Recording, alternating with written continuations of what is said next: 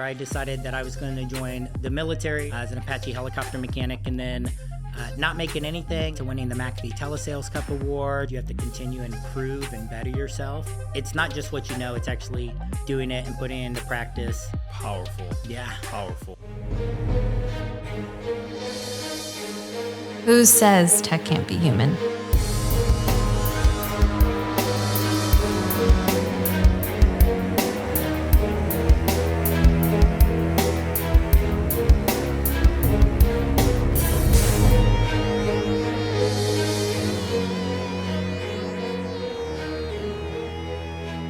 What's going on, Hacker Valley fam? Welcome back to the show.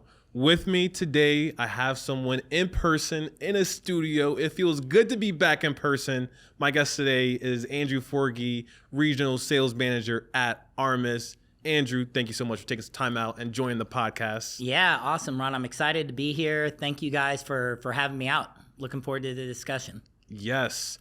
One of our best performing videos was on cybersecurity sales. Yep. To me, it's a black box. Even selling is a black box. There's a lot of content and books out there that talk about sales philosophy, but when you get out there, you start making phone calls, you start doing emails, it's a whole different ball game. Yeah. What was your journey into cybersecurity sales? I was in my first year at the University of Louisville. I liked discipline, right? I wasn't really focused on my schooling and my education, the academics. So after a pretty rough first year, I decided that I was going to join the military to be in the reserves as an Apache helicopter mechanic. And then I ended up getting a job at Manpower here in Dallas, Fort Worth area. And I was a dispatch operator for Network Associates. So for any of us that have been around for a while, Network Associates was made up of McAfee Security, PGP, Magic Help Desk, and Gauntlet Firewalls. So at the time, it was really, you could go anywhere. I was focused on my studies. I thought maybe I would go and make video games or do something. I'm trying to use the GI Bill, going to Brookhaven College. But as I got involved, I worked on the McAfee side of the house doing corporate customer service. That's when the I Love Yous, the NIMDAs, the Code Reds were coming out. It was kind of the golden year for anybody at McAfee back in the day, because companies needed to purchase some type of malware protection, right? And so they would call McAfee up. You weren't outbound. You were getting calls in, right, for people who needed to protect against these new mass mailing worms. And I happened to be in corporate customer service. I had an opportunity to go over into inside sales, and I can tell you, I bombed. I bombed my first 6 months. It was very difficult. Really? Yeah. When you're in corporate customer service, people are calling you and they want to help, and you have a desire to help them. You want them to have a good experience. It's a much different scenario when everybody's already has something in place today, and now you're calling outbound. Right. And you're disrupting people in their day and what they've got going on. So there was a lot of things that I had to learn as a new account manager, a new sales rep. And so I remember, doesn't it seem like when everything bad is happening at once, it just keeps going? So I didn't really have any money. I'm young, I'm engaged. I go outside and I've got this old beat up Mercury Cougar. I decided not to get all the hail damage fixed so I could pay some bills, and I had a flat tire. And so I put Fix-A-Flat in there, which this person at Sears told me, hey, never put Fix-A-Flat in this. It ruins the tire. Now you need to buy a new one. I don't even know if I have money on the credit card to pay for it. And I remember walking over to the mall, and there's a Barnes & Noble in there, and I'm going in, and I see, maybe I'll get a self-help book. Maybe I'll get something that's going to help me in selling. And I saw all the books, right? The Swimming with the Sharks and the Zebras and Master the Art of Sales. And then as I'm scanning it and I'm going down, I see that big yellow book, and it says Selling for Dummies. And man, I felt like a dummy. And it was by this guy, Tom Hopkins. And then that's really where I understood, and somebody actually taught me the right way to do sales, right? That you're not the one with liability. It's nothing personal. Everything is a no thank you. Different ways of measuring success as you're working to build and get to your number. And I saw an immediate transformation from that. I saw myself from going to not making anything and being stressed out to winning the McAfee Telesales Cup Award, to getting recognition throughout the company. And it was just by applying a lot of the fundamentals. And I just happened to be in a corporate customer service for a cybersecurity company that gave me the opportunity to go and try out inside sales. Powerful. Yeah. Thank Powerful. you. I Yep. was not expecting that story. I love it. I love it. I want to know what's in this yellow book. Maybe jog your memory, give us some insights. What are the top 1 to 2 fundamental pieces that you picked up from that book all those years ago? Yeah. So I'd say the first off is just your attitude, right? Not taking things personally. A lot of people feel that I couldn't do sales. I couldn't sell someone. I couldn't convince them. Well, dude, selling sucks. And what I mean by that is if you're trying to talk somebody into something that they don't need or they're not comfortable in making a decision, like that's never going to be fun. Right. My feeling is that I want to create the buying environment, right? I want to create scenarios where I can help educate the potential buyer, whether they're the technical decision maker, if they're a user, if they're the economic decision maker. I want to put them in a position where they can make an informed decision. I always give the other person the benefit of the doubt that you are smart, you can make informed decisions, but you just might not have all the relative information to make that decision. And so I found that when I do those things, when I don't take things personally, when I create the buying environment. The other thing that I learned from the Selling for Dummies, and I think that it's not just about sales, but it's about life, is it teaches you how to create a vision for your life. So you go through this exercise and, you figure I'm 19, 20 years at the time, and it's like, hey, visualize yourself 20 years from now and what does life look like? And you start to look at not how am I going to get there, but, where do I live? Am I married? Do I have a family? Do I have a house? Is it a nice house? What's nice about the house? Do I drive a car? Is it a nice car? What countries have I visited? What skills have I developed? Like if you could just wake up tomorrow and it's 20 years from now, what would be those things? And it teaches you to do that. And then it says, okay, based on some of that stuff's going to be available to you in 10 years. So what do you think some of those things are? And you're going to mention, hey man, I probably not my dream home, but at least I'm a starter home. I might not have a full family, but I think I'll be married. And so you're filling that out. And then it goes from 10 years to 5 years to 3 years to 1 year to 6 months to 3 months to 30 days. And I think for all of us, when we have a vision for what we want life to look like, and we break it down, we don't have to stress out about how it's going to happen. I think we just need to be a good match for that vision and who we want to be. It's easy, isn't it? It's easy to be happy and lighthearted and outgoing and funny and optimistic when everything's going your way. The reality is that thing isn't always going to happen for you, and it's not always going to be your fault. And so in those moments, we have to decide, who am I going to choose to be? Am I going to be negative and abrasive and upset and regretful, or am I going to choose in this moment? The only moment with really I'm making the choice. Yeah, who am I going to choose right to be? Now? That's right. That's right. So I choose to be those things, and I learned that, and I can tell you that those two things together, not taking anything personal, right, creating the buying environment, and then having a vision for your life is a very, very powerful combination. I think whether you're in sales or in any other profession. Have you ever read the book The 4 Agreements? The one for yourself with, is it Tal that does it? Yeah. It's this gentleman named Don Miguel Ruiz. He's got a whole series. How you talk to yourself, how you treat yourself, the 4 agreements on how it's... Yep, mastery of love, your path to personal freedom. Yeah. It seems like that's kind of what you're speaking about. Oh, yeah.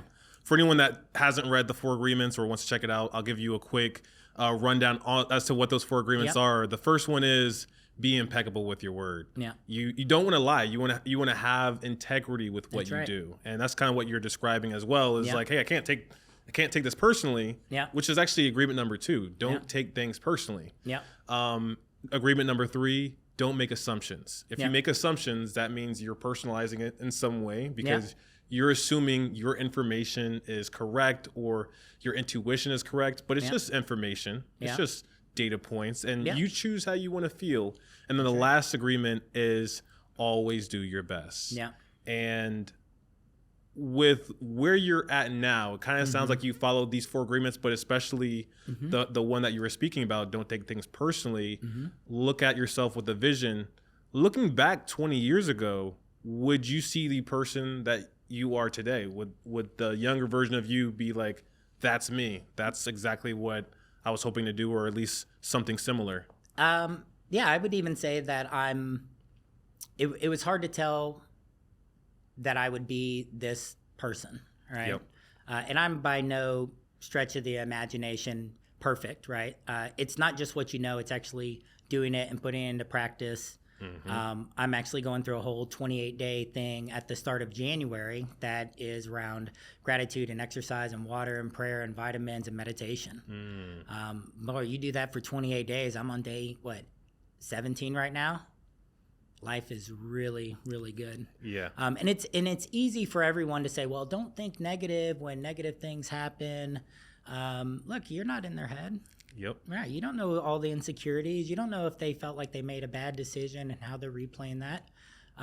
So I think it's good that you have tools and resources and things that you know to go and use. So just and through this 28-day gratitude practice, it's something I have. But to kind of get back on to the point there is I'm very pleased with how life's turned out. I've got an amazing wife at home. I've got a son at the University of Arkansas. I've got a great family. I've got an exciting and rewarding career that I'm in, and I think I have the right attitude, right? Yeah. To determine my own happiness and how I'm going to live life. You definitely have the right energy for selling. If you were to sell something to me, I'd be very comfortable, very relaxed. I would feel like you have my back through this process and this journey.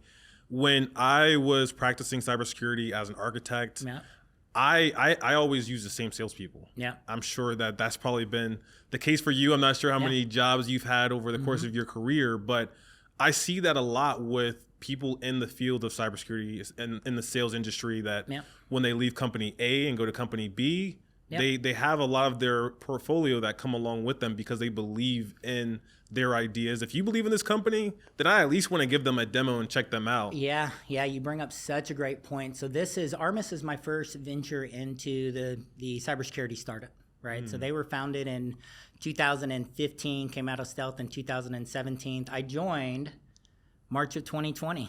Now, I'll put that into perspective. Prior to coming to Armis, I was with FireEye Mandiant for 6.5 years. Prior to that, I was with WebSense, now ForcePoint, for about 8 years. So I've always had longevity at companies. My wife was the first one that taught me. She said, Andrew, the grass is always greener where you water it, right? And it's always good to look at where you're at today and be appreciative of those things. Don't emotionally stay.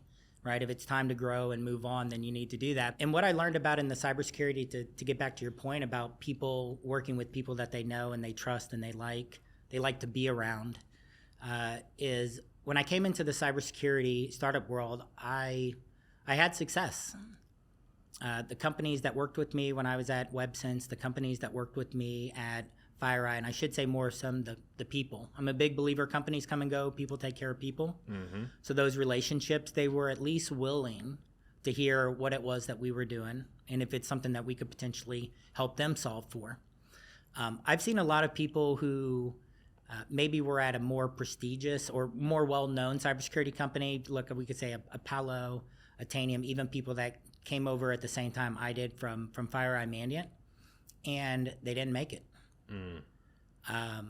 And you find out why, right? Like when you're at a Mandiant, people are going to accept your call. You're on the front lines of incident response. Yep. It's such an amazing opportunity to go work for an organization like that. But don't take that for granted. Don't take those relationships for granted. You have to continue and improve and better yourself. And I would say that anybody who's in cybersecurity today, or if you're trying to get into cybersecurity, there's some things I know for a fact that will help you that I was fortunate. I had some mentors and people who taught me this.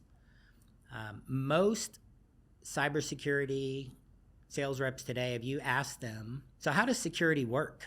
How does cybersecurity work? They'd have a very difficult time in trying to explain that to you.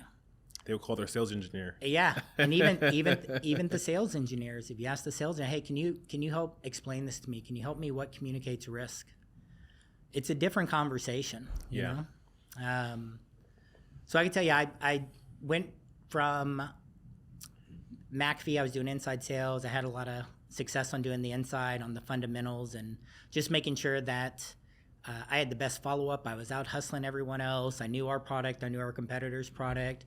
But most account managers that work at the vendors become kind of security technologists, right? They have some technical ability, but nobody really ever helps them understand how security works.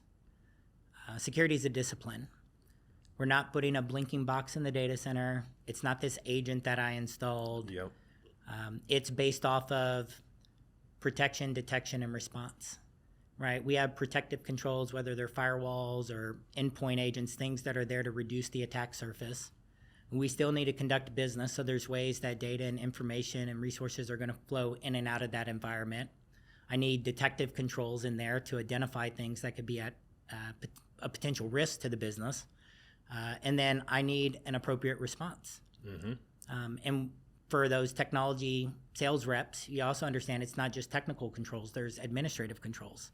There's physical controls. And so if we talk about a specific asset, we want to understand what are the physical, technical, and administrative controls that help me protect, detect, and respond when this asset's at risk.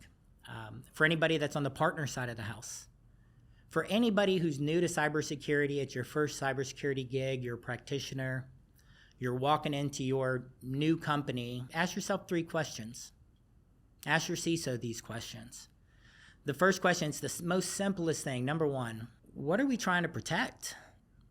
What information, systems, applications, processes does this business rely on that if it was lost, stolen, compromised, unavailable, would have a significant impact on our business? I'm basically just asking, what are your assets? But we're breaking that very important question into buckets where we can start to understand what those are. You know what is interesting about what you just said is you're still coming at it from a salesperson perspective.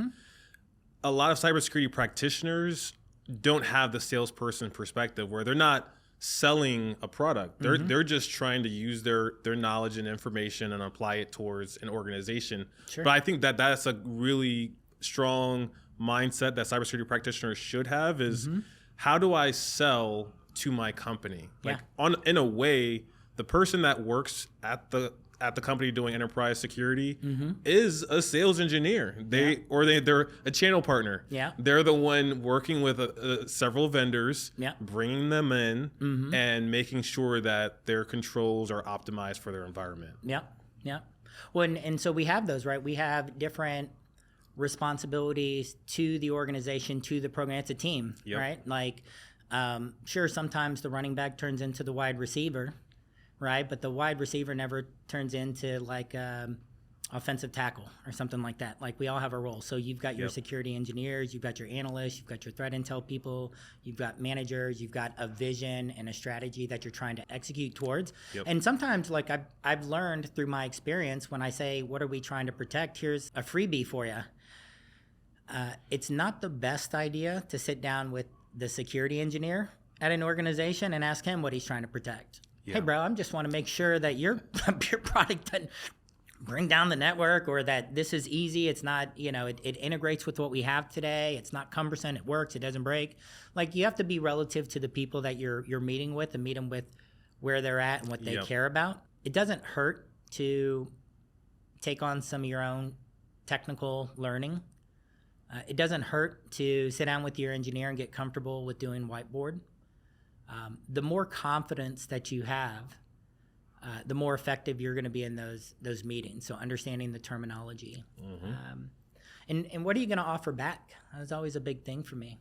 One of the things that I have conversations with, whether I'm training partners or I'm meeting with clients, I like doing education, man. And so every year, Mandy and I bring them up, not just because I work there, but one of the things that I observed when I was at Mandiant was that nobody ever called us in when they were 5 minutes behind the breach, 5 hours, 5 days. It was always weeks, months, and years. Whatever traditional tech you had, whatever next-gen fill-in-the-blank you had, somehow this adversary had bypassed it. They got around it. They were inside of the environment, living off of the land. They carried out operations. You had a bad day. And you really feel for those victim environments and everybody who has an opinion or judges them. Like, look, you're not there, right? And we all have similar challenges that companies experience. But every year, Mandiant releases what's called an M-Trends report. Usually comes out in the April or May timeframe. A lot of great lessons that you can learn out of there. They'll tell you about what the new trends are, from which industries are getting targeted. Is healthcare getting targeted more? Is it manufacturing? Is it the business sector? They'll tell you about the new threat groups. They'll tell you about, the tactics, the procedures, the top malware. But the one that I find to be most useful is looking at how the attacker got initial access into the environment. So Ron, I'll ask you, what do you think the number one way is? And it happened in 2021, 2022. We'll see if it's still number one for 2023. But what do you think the number one way is that they got in? I'm a little biased. Okay. I feel like I have insider information. Okay. But I would say it's misconfigurations. Okay. So you have misconfigurations, which is fine. So misconfigurations is on the list. I need to think about where it fits in. It's not in the top 4. I'll tell you that. What's number 1? What else? So most people think phishing. Of course, yeah. Phishing was number 4. I think we can kind of agree. Probably AI has helped increase the likelihood that somebody believes in it. My Gmail is broken now. There you go. I have no personal email anymore. Yeah. So number 1, a exploit, vulnerability. Right, the exploited vulnerability. So we have 1 or 2 problems going on. You might have both of them. Either you didn't even know the vulnerability existed because you don't really understand your entire attack surface. Yep. Right, you don't have great visibility, and even if you do have visibility, you don't have great context, right, to understand exactly what is that thing and what's vulnerable about it. The other situation is that you have such a backlog of vulnerabilities and you don't have an effective process, you're not doing effective prioritization and remediation and tracking, that the attacker was able to find it, exploit it, move off of it, move to something else, and then carry out operations before you could even get to it. What was interesting is number 4 was a prior compromise. So when I was at an IR company, when I was with Mandiant, we would have what's called D-Day. So Mandiant was called in. They've got their arms around everything. They've done the sweeps. They figured out which systems were compromised. They figured out what accounts were compromised. And then that's when I would come in as the account manager, right? Because we would want to have the conversation, hey, we're going to push out on the 15th. We're going to stay until the end of the month. We're expensive. And the reason why we would stay 2 weeks is because generally what we would see is that there would be a surge to get back in, right? Because you're not whack-a-moling, right? You've got all of them at once and you push them out of the environment. And so sometimes there would be no noise. There wouldn't be anything. And the assumption would be they probably carried out the mission. They moved on. But now when you go back and you look at the M-Trends reports and you see things around prior compromise, and if you look at even what they're forecasting for next year, all of those IoT devices that are inside your environment, before kind of the concern was that they were going to use them as part of this bot network denial service, like the Mariah bot network, I think is what it's called, from 2016. Now, what adversaries are doing, they're using them as sleeper bots. So I'm going to go ahead and make sure that I compromise a couple of these. They're going to go to sleep. Nobody's going to throw an agent on me. Nobody's scanning me. And then I'm going to carry out operations. And if you do find me and you do push me out of the environment, I'll hang out for a week. Then I'm going to start back over. So again, I think that there's a lot of things that are even more important that we're doing these days, considering that our environments are expanding. We don't have good controls today for most people to be able to assess these unagentable devices, to make sure that they're not leaving us exposed. Yeah, there's a lot. I feel like everything is changing in a good way. Yep. Sometimes it feels like we're moving backwards in ways, but I think it's only because technology is growing, opportunity is growing. For anyone that is listening right now, that is on the engineering side or that's trying to break into cybersecurity sales, what would be your one piece of advice for them? Yeah, so I would say you got to meet the cybersecurity community where they're at, right? If you were trying to get into the film industry, it might be good to go to places where they actually do it, like get into Hollywood. You're going to run into some people. Look, you can get involved in like the ISSA.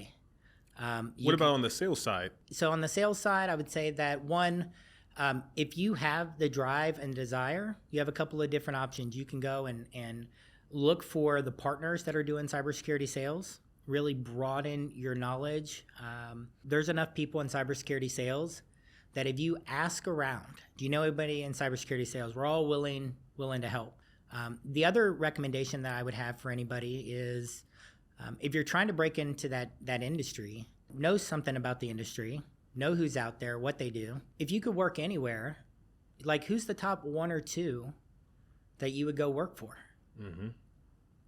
Don't wait around. Get your stuff together.